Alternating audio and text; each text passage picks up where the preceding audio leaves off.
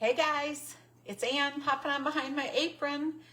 Thanks for some of the kitchen inspiration for those of you that followed my post from this morning with it being pie day again. Really appreciated the ideas. And I went to the grocery store. I've been gone for a while.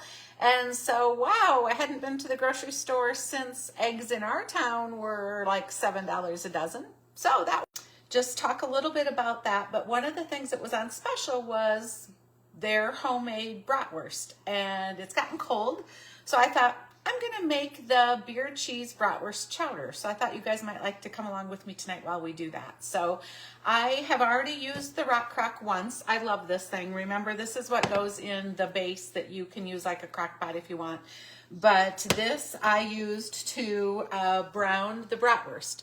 So I took the bratwurst that I bought that was on special, cut it into slices, and browned it in the rock crock. So now what I'm going to do is on to the next steps of the recipe.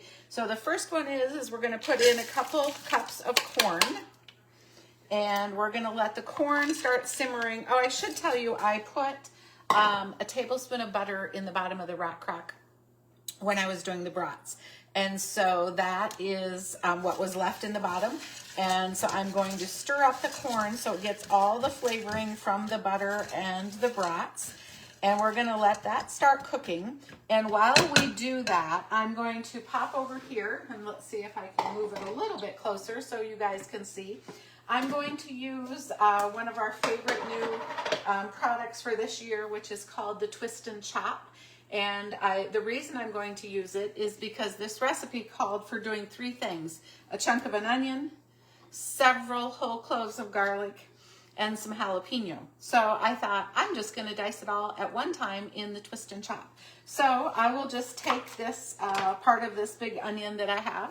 And remember, this Twist and Chop, as this blade is operating on it, it's going up and down as well as around. So it mixes, and so it will dice it all together. So I'm super excited about that.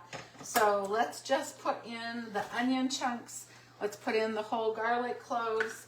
And then I'm not gonna use the whole jalapeno because I don't want it to be super spicy. So remember the trick, have a really good sharp knife and just keep the stem on. And if you cut right down the sides like this, remember, it will keep the seed channel there, so it'll stay fresher in your fridge, and then you're not getting the seeds or things super hot and spicy on yourself either. So just throw those into the Twist and Chop, put the lid on, and then you can choose to pulse or just let it operate. So I'm going to hit pulse. You let it just go up and down a few times, but I want you guys to be able to see this. So let me pop it off and bring it over so you guys can look and see. So in that amount of time, this is allowing me to prep those vegetables way quicker than just grabbing the food chopper or a knife even. So once the corn has sauteed in here for, it kind of says 4 to 5 minutes, but I think just until it gets softened. If you're like me and this time of year I used frozen corn. So once that starts softening, I will add in the vegetables. Obviously I'll take out the blade and I'll add in the vegetables, but I don't want to do it right now. So let's have a pause. We'll talk about it again in a second. I should tell you too, while I'm doing these things tonight, I've been working on my April party calendar. So if you want to gather some friends live and do a cooking class in your home, I'd be happy to come and do that. Or if you just want to do one of my really easy peasy virtual parties, the April host bonus is you can get anything that's electric. So our new deluxe air fryer and oven, the base for this rock crock, the new Twist and Chop, it is 60% off. So instead of $100 or $99 or something for the Twist and Chop, it'd be like $40. So if you want to do something fun in April and add a couple things to your kitchen and save a ton of money since the grocery price seems to be going up, hit me up about that, okay? So let me just walk through the rest of this recipe because it's gonna take too long to keep you guys on live with me. We're going to saute all the vegetables together, okay? Then in this mixture here, it is flour, smoked paprika, salt, and pepper.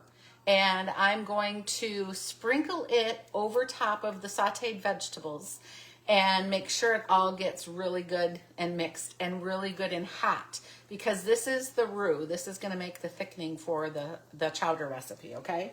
So that will go in next. And then the liquids that I'm adding, you add 1 can of beer. So I'm doing bratwurst. I have spotted cow. Might as well make it a Wisconsin chowder, right?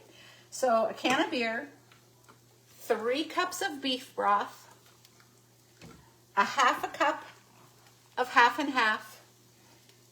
You will add that liquid to the vegetables and the roux and make sure that it's all simmering really hot, okay? So it starts to thicken. And then the last steps that you do is you will add the bratwurst back into the chowder, and then 1 to 2 heaping cups of white cheddar cheese, or whatever cheese you have if you don't want to go to the grocery store and you have something else. And that you will then just heat long enough so it's heated all the way through and the cheese melts, okay? And that will make your cheesy bratwurst chowder. And it's cool. And so what's really fun for tonight is I will make this. And you know, a lot of times soups and chowders are better tomorrow. So when I'm done with this tonight, I will put this whole vessel, because it has a glass lid. Again, it's called the rock crock. It can go in your microwave. It can go in your oven, dishwasher, stovetop, grill, and in the space. So tonight when I'm done, I will put the glass lid on.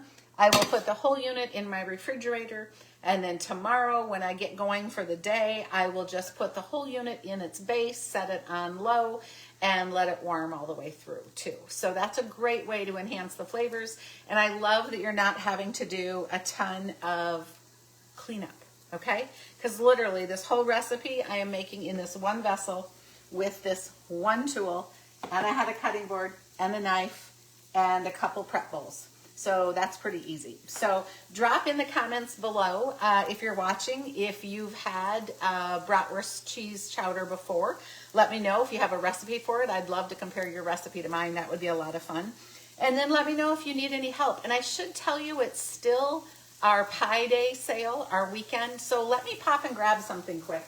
I'll be right back.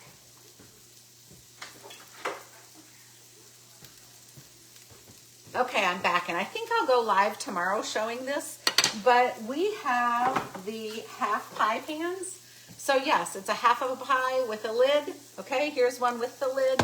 The set, you get both halves, obviously, and you get this awesome little server for them too. But they're on sale just for the weekend because of celebrating Pie Day yesterday.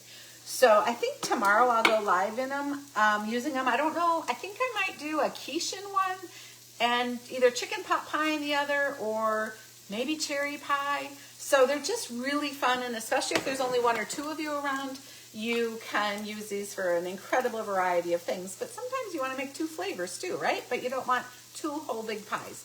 So if you want the link to get these while they're on sale just for the weekend, just drop it in the comments and tag me, or shoot me a message. I can shoot you the link too so that you can get them on sale.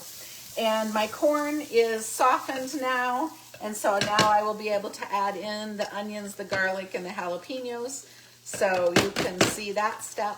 And then I will let you guys go for the evening. I hope you're having a great weekend, and let me know if you need some other kitchen inspiration or any ideas. So we'll get that cooking for a couple minutes, and then I'll add the flour roux. See you later.